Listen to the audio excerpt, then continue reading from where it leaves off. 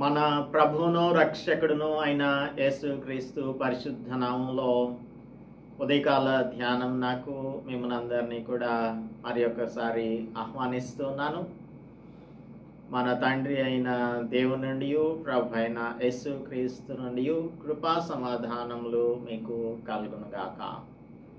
దేవుని యొక్క మాటలను ధ్యానం చేయడానికి ముందుగా ప్రార్థించుకుందాం. పరిశుద్ధుడా, మా ప్రియ ప్రభువా, మా రక్షక, ఈ ఉదయకాలమందు మేము ధ్యానించబోతున్న వాక్య భాగమును మీ పాదముల దగ్గరకు తీసుకొని వస్తున్నాము. మా ప్రియులను మీ దగ్గరకు తీసుకొని వస్తున్నాము. మాతోనూ మా ప్రియులతోనూ మాట్లాడమని, మమ్మల్ని బలపరచమని. మేము చేసేటువంటి ప్రామిసెస్ ఎల్లప్పుడూ కూడా బ్రేక్ చేసే ప్రామిసెస్గానే ఉంటున్నాయి ప్రభువా. వాటిని మేము నిలబెట్టుకోగలిగే శక్తిని మీరు మాత్రమే అనుగ్రహించగలరు. మేము చేసుకున్న మొక్కుబడులను మీకు ఎల్లప్పుడూ కూడా చెల్లించగలిగే వారంగా, ప్రామిసెస్ని నిలబెట్టుకోగలిగే వారంగా ఉంటున్నట్లు మా ఎడల దయ చూపించమని, ఉదయకాల ధ్యానంలో పరిశుద్ధాత్మని నడిపింపును అనుగ్రహించమని మీ కుమారుడు మా రక్షకుడు యేసుక్రీస్తు పరిశుద్ధ నామంలో ప్రార్థిస్తున్నాం తండ్రి. ఆమేన్. Good morning and welcome to the morning meditation. Let's turn our Bibles to the book of Exodus chapter 24, the book of covenant. 20వ అధ్యాయం 22వ వచనం నుంచి 23వ అధ్యాయం చివరి వరకు కూడా దేవుడు ఇజ్రాయేలీయులకు అనుగ్రహించినటువంటి నిబంధన ఆజ్ఞలను ధ్యానం చేశాము. వీటి యొక్క solemnization or we can also say ratification అనేది 24వ అధ్యాయంలో జరుగుతుంది. So today we are gonna meditate a few verses from chapter 24.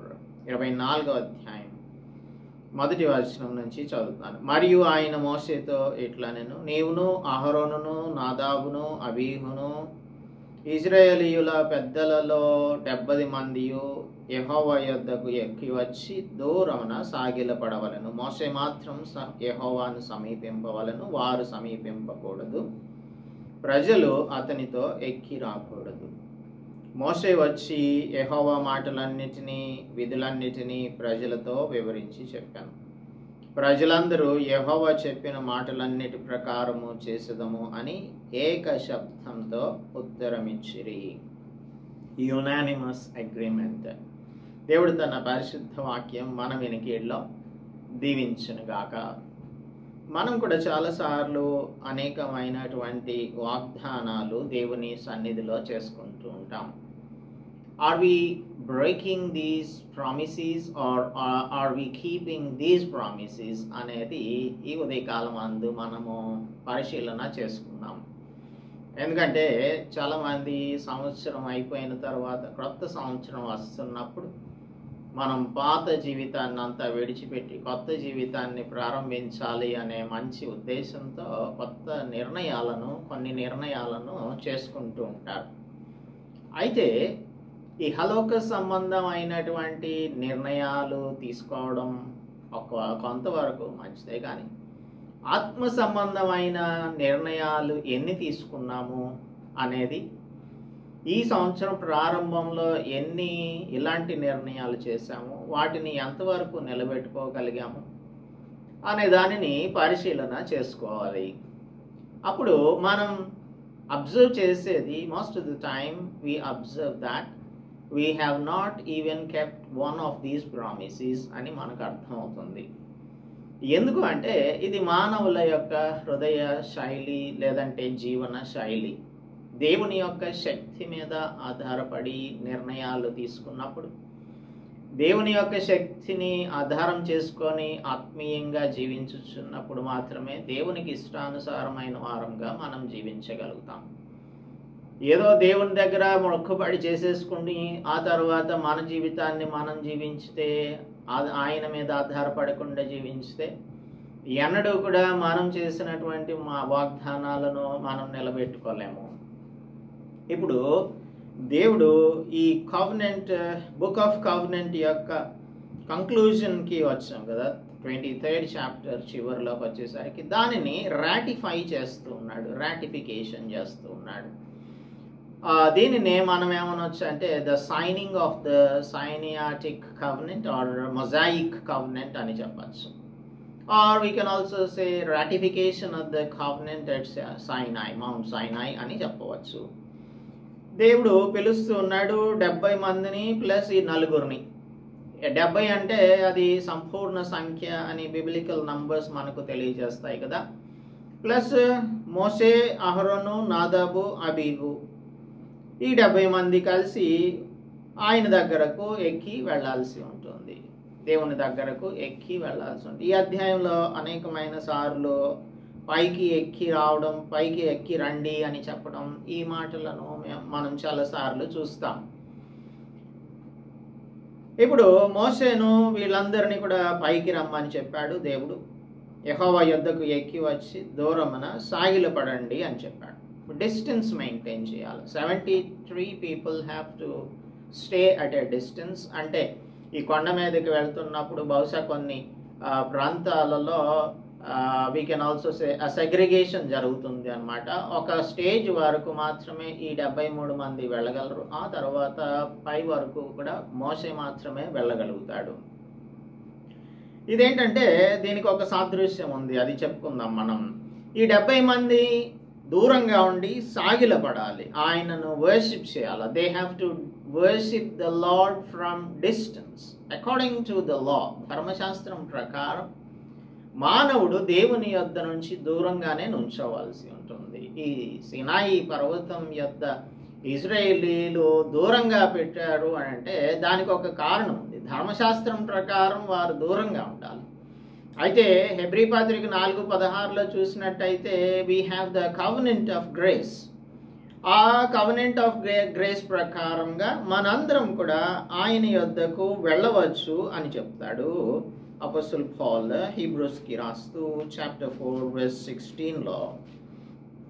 హెబ్రీలకు రాసిన పత్రిక 4:16లో చెప్తూ ఉంటాడు, కనుక మనము కనికరింపబడి సమయోచితమైన సహాయం కొరకు కృప పొందునట్లు ధైర్యంతో కృపాసనం వద్దకు చేరుదము. ఎందుకు అంటే మన ప్రధాన యాజకుడైన యేసుక్రీస్తు ప్రభువు ద్వారా ఇది సాధ్యమవుతుంది, ఇది సాధ్యమయ్యింది. అలాగే ఎఫెసీయులకు రాస్తూ ఆయన యందలి విశ్వాసం చేత ధైర్యమును నిర్భయమైన ప్రవేశమును క్రీస్తును బట్టి మనకు కలిగి ఉన్నవి అంటాడు అపోస్తలుడు పౌలు. So according to the law we have to be at distance, but according to the covenant of grace of Christ Jesus we can approach the unapproachable God.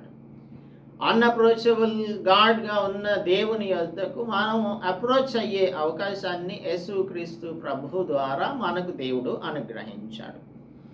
మోషే మాత్రమే సమీపించాలి, వారు సమీపించకూడదు, ప్రజలు అతనితో ఎక్కి రాకూడదు అని 2వ వచనంలో చెప్తున్నాడు. మోషే మాత్రమే సమీపించాలి అంటే here Moses is foreshadowing the role of Jesus Christ. యేసుక్రీస్తు ప్రభు మధ్యవర్తిగా దేవునికి మానవునికి మధ్యన ఎలాగో తన యొక్క సాక్రిఫైస్ చేయడం ద్వారా అనుసంధానం చేశాడో అలాగా మోసెస్ ఇక్కడ యేసు ప్రభువుకు సాదృశ్యంగా నిలుస్తున్నాడు. Only Moses can go near the Lord. కాబట్టి మిగిలిన వాళ్ళు వెళ్ళడానికి అవకాశం లేదు. తిమోతికి రాసిన 1వ పత్రిక 2:5లో దేవుడు ఒక్కడే, దేవునికి నరులకును మధ్యవర్తియు ఒక్కడే, ఆయనే క్రీస్తు యేసు అను నరుడు. సో ఆ మీడియేటర్ రిప్రజెంటేషనే ఇక్కడ మోసెస్లో మనం చూడగలుగుతున్నాము. నూతన నిబంధనకు మధ్యవర్తి యేసుక్రీస్తు ప్రభువు అని హెబ్రీయులకు రాస్తూ 9:15లో మళ్ళా అపోస్తలుడు పౌలు మనకు తెలియజేస్తూ ఉన్నాడు. సో ఇప్పుడు యెహోవా యొద్దకు వీరు వెళ్ళారు. ఆ తర్వాత ఆ మాటలన్నిటినీ విధులన్నిటినీ ప్రజలతో వివరించి చెప్పాడు మోసెస్. వివరించి చెప్పినప్పుడు ప్రజలందరూ చెప్పిన మాటలన్నిటి ప్రకారము చేసేదము అని ఏక శబ్దంతో శబ్దంతో ఉత్తరం ఇచ్చారు. Unanimously they were agreeing that they would heed unto the Lord. They were promising that they would heed unto the Lord. ఏక శబ్దంతో చెప్తూ ఉన్నారు. ద్వితీయోపదేశకాండం 5వ అధ్యాయంలో మరలా అనగా 2వ ఉపదేశకాండం కదా ఇది.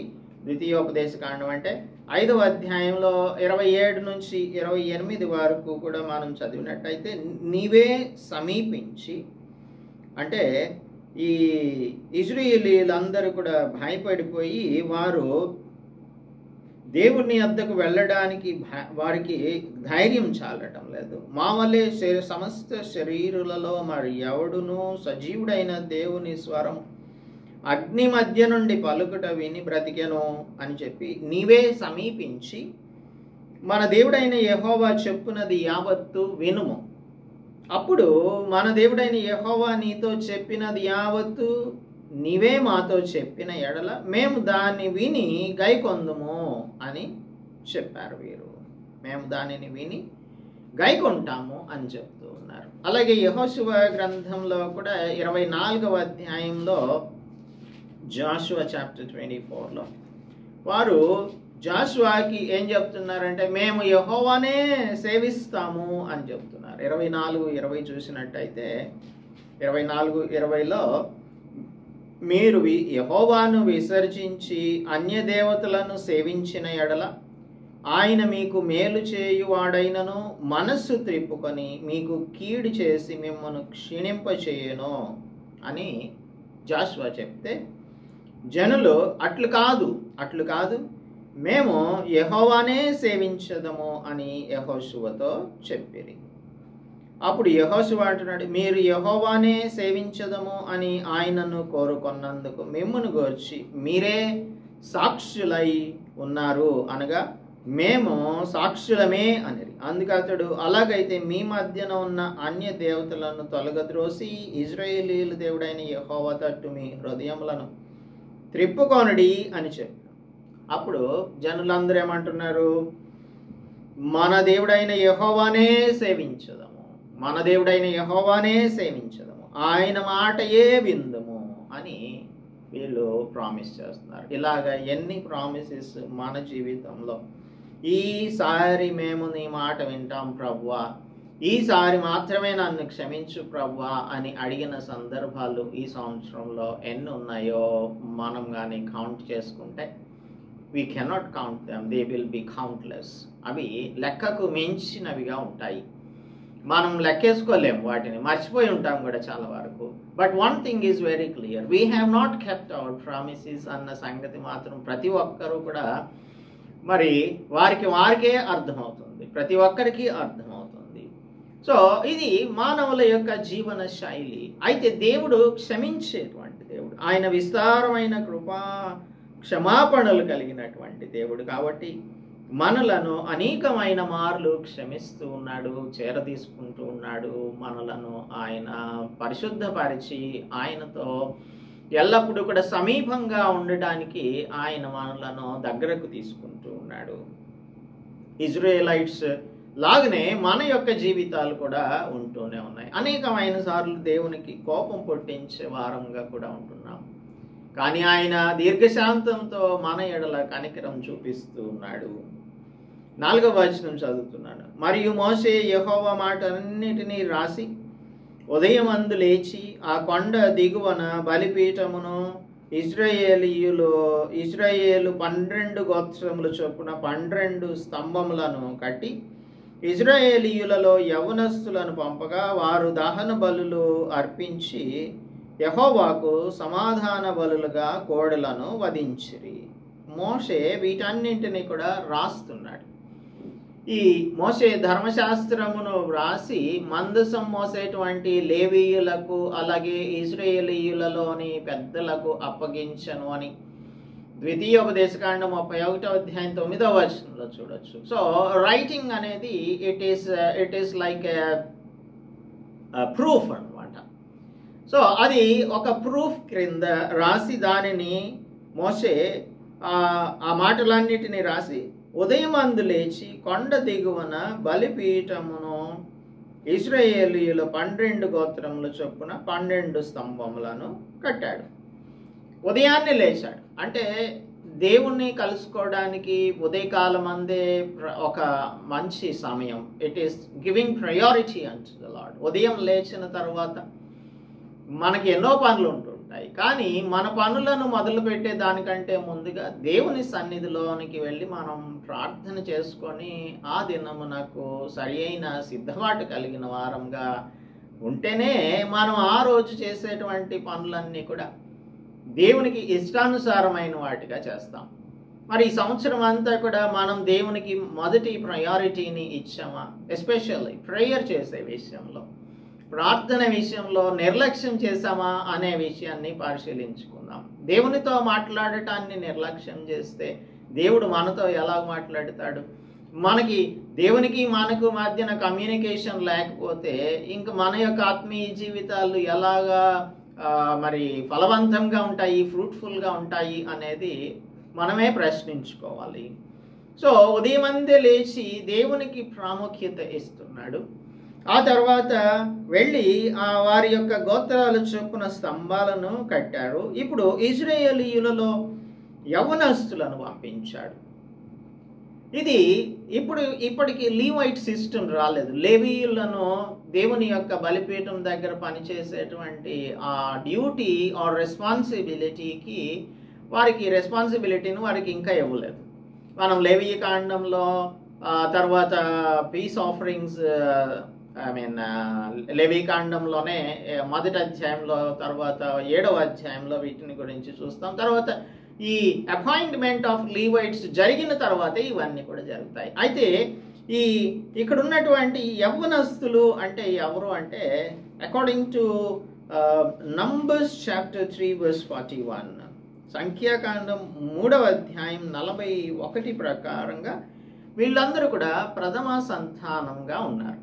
అంటే ఫస్ట్ బార్న్ చిల్డ్రన్, వారిని పంపించారు అనేది ఇక్కడ క్లియర్గా ఉంది. నేను యెహోవాను, నీవు ఇశ్రాయేలీయులలో తొలిచూలి అయిన ప్రతి మగపిల్లకు మారుగా లేవీయులను, ఇశ్రాయేలీయుల పశువులలో తొలిచూలి అయిన ప్రతిదానికి మారుగా లేవీయుల పశువులను నా నిమిత్తం తీసుకొనవలెను అని ఆజ్ఞాపిస్తూ ఉన్నాడు. అంటే అప్పటి వరకు ఆచారంగా ఉన్నటువంటిది ఏంటంటే, ఇశ్రాయేలీయులలో తొలిచూలి అయిన ప్రతి మగపిల్ల, ఫస్ట్ బార్న్ మేల్ చైల్డ్, ఈ పనిని అనగా ఆఫరింగ్స్ చేసేటువంటి పనిని చేస్తూ ఉన్నారు. కానీ ఇక్కడ చెప్తున్నాడు వారికి బదులు లేవీయులను అపాయింట్ చేయాలి అని దేవుడు ఆజ్ఞ ఇస్తూ ఉన్నాడు.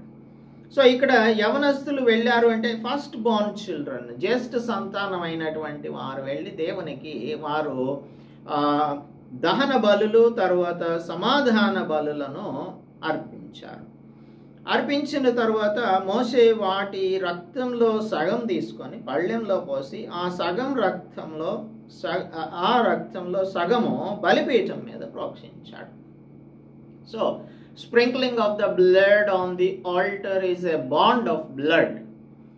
ఆదికాండం గ్రంథంలో 15వ అధ్యాయంలో దేవుడు అబ్రహాము దగ్గరకు వచ్చి 15వ అధ్యాయంలో 9వ వచనం నుంచి కనుక చూస్తే 3 ఏండ్ల పెయ్యను, 3 ఏండ్ల మేకను, 3 ఏండ్ల పొట్టేలను, ఒక తెల్ల గువ్వను, ఒక పావుర పిల్లను నా ఎద్దుకు తీసుకురమ్మని చెప్పాడు. అతడు అవన్నీ తీసుకొని నడుమకు ఖండించి దేని ఖండమునకు దాని ఖండమును ఎదురుగా ఉంచాడు. సో ఇక్కడ వాటిని ఖండించాడు అంటే హీ కట్ ఇంటూ 2 పీసెస్. అలాగా కట్ చేసి దేవుడే అక్కడ వాగ్దానం చేశాడు. మామూలుగా అయితే ఇద్దరు కూడా ఈ వాగ్దానం చేసుకున్నప్పుడు, అగ్రిమెంట్స్ చేసుకున్నప్పుడు ఇద్దరు కూడా నిలబడాల్సి ఉంటుంది.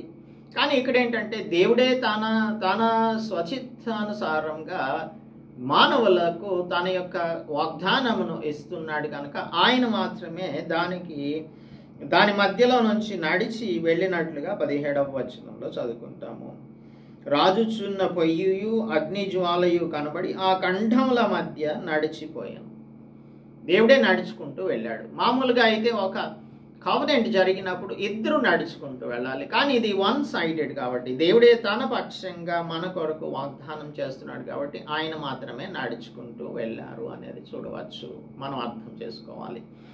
So sprinkling of the blood, నడుమకు ఖండించాడు కదా, అప్పుడు రక్తం ప్రోక్షించబడింది. ఆ రక్తం బలిపీఠం మీద సగం, ఆ తర్వాత ఇంకొక మాట ఇక్కడ మనం చదువుకుంటాము, సగమేమో బలిపీఠం మీద అతడు నిబంధన గ్రంథం తీసుకొని ప్రజలకు చదివి వినిపించాడు. ఆ నిబంధన గ్రంథము, ఈ కావనెంట్, బుక్ ఆఫ్ కావనెంట్ని చదివి వినిపించాడు. ఇప్పుడు రాటిఫికేషన్ జరుగుతుంది. యెహోవా చెప్పినవన్నీ, వాళ్ళు అంటున్నారు, యెహోవా చెప్పినవన్నీ చేయిచు విధేయులమై ఉందుము అని మళ్ళా వీళ్ళు ప్రామిస్ చేస్తున్నారు. ఎప్పుడైతే వాళ్ళు ప్రామిస్ చేశారో, అంటే ఈ కావనెంట్కి వాళ్ళు ఒప్పుకుంటున్నారు, బ్లడ్ కావనెంట్, ఇది రక్తంతో రాసినటువంటిది, సిరాతో రాసినటువంటి వాగ్దానం కాదు, అగ్రిమెంట్ కాదు.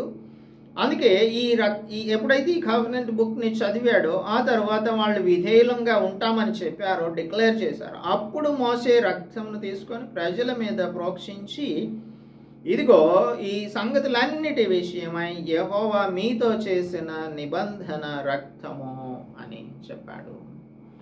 సో బలిపీఠం మీద రక్తం ప్రోక్షించబడింది. A bond of blood is made. యేసు ప్రభువు మత్తయి సువార్త 26వ అధ్యాయం 27వ వచనంలో ఏం చేస్తున్నారు చూడండి. మరియు ఆయన గిన్నె పట్టుకొని కృతజ్ఞతాస్తుతులు చెల్లించి వారికిచ్చి, దీనిలోనిది మీరందరూ త్రాగుడి, ఇది నా రక్తము, ఇది నా రక్తము, అనగా గొర్రెల యొక్క రక్తము, మేకల రక్తము, ఇది కాదు, కోడెల రక్తం కాదు, ఆయన స్వరక్తము, అనగా పాపక్షమాపణ నిమిత్తం అనేకుల కొరకు చిందింపబడుచున్న నిబంధన రక్తము అని చెప్పాడు. దీనిలోనిది మీరందరూ త్రాగుడి, అది తన యొక్క రక్తమును మన కొరకు ఆయన చిందించాడు. అది చేయడం కోసమే ఇక్కడ సాదృశ్యంగా వీరి దగ్గర రక్తము చిందింపబడింది. దీనిలో ఒక అగ్రిమెంట్ జరిగింది. వీళ్ళందరూ అంటున్నారు, మేము నీ మాట వింటాం, మీకు విధేయులంగా ఉంటాం. మరి వీరు విన్నరా లేదా అనేది మనం ఇర్మియా గ్రంథంలో 900 సంవత్సరాల తర్వాత దేవుడైన యెహోవా ఇర్మియా ద్వారా వారు మాట విన్నరా లేదా అనే విషయాన్ని 7వ అధ్యాయంలో చెప్తూ ఉన్నాడు. దానిని మీరు చదవండి.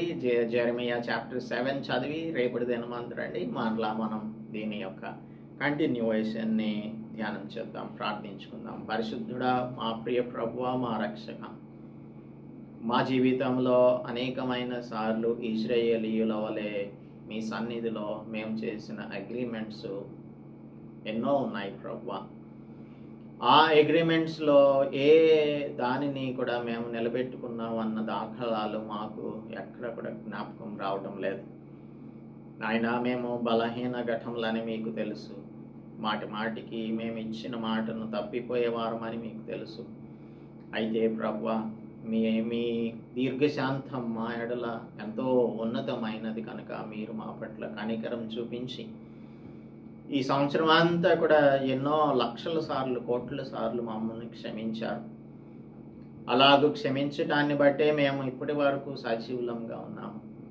ఆయన మా దినములను పూర్తి చేసేటంత వరకు కూడా మేము నాయన ఎప్పుడైతే తప్పిపోతున్నామో ప్రతిసారి కూడా ఆత్మ యొక్క సహాయంతో మమ్మల్ని హెచ్చరించి లేవనెత్తుచు మీ మార్గంలో మేము నడిచేటువంటి కృపను అనుగ్రహించమని, సంవత్సరములు గతించిపోతున్న, కాలములు గతించిపోతున్న, మార్పు లేనటువంటి జీవితంలో అనేకములు అనేకులు ఉంటున్నారు. మా ప్రేక్షకులలోనే అనేక మంది ఉన్నారు ప్రభువా. ఆయన మీరే వారిని జ్ఞాపకం చేసుకొని మీ యొక్క గొప్ప రక్షణ భాగ్యమును కూడా అనుగ్రహించమని, రక్షింపబడినటువంటి మేము మీతో అన్యోన్య సహవాసం కలిగిన వారంగా, మిమ్మల్ని ఎల్లప్పుడూ సంతోషపెట్టే వారంగా ఉండినట్లు మా ప్రియులకు మాకు సహాయం అనుగ్రహించమని క్రీస్తు యేసు పరిశుద్ధ నామంలో ప్రార్థిస్తున్నాం తండ్రి, ఆమేన్. దేవుని నామానికి స్తోత్రములు. అందరికీ కూడా వందనాలు. దేవుని యొక్క మాటలను మనందరం కూడా విన్నాము ఇప్పటి వరకు. ఆయన మాట చొప్పున చేయడానికి, ఆయనతో అన్యోన్యమైన సహవాసం కలిగి ఉండటానికి ఇప్పుడు ఎల్లప్పుడూ దేవుడు మనకు సహాయం చేయనుగాక. ఆమేన్.